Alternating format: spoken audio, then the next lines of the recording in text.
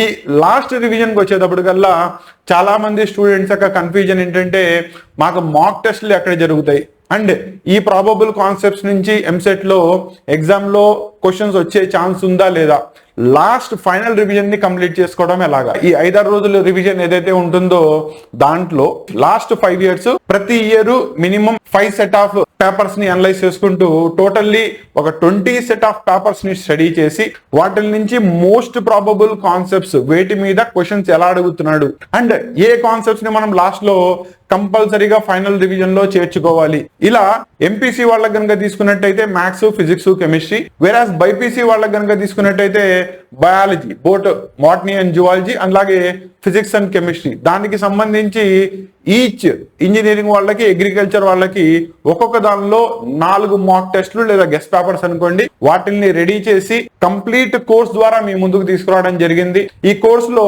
మీకు 4 guest papers తో పాటు వాటి యొక్క కీ సొల్యూషన్స్ కూడా అందించడం జరుగుతుంది. ఓకేనా.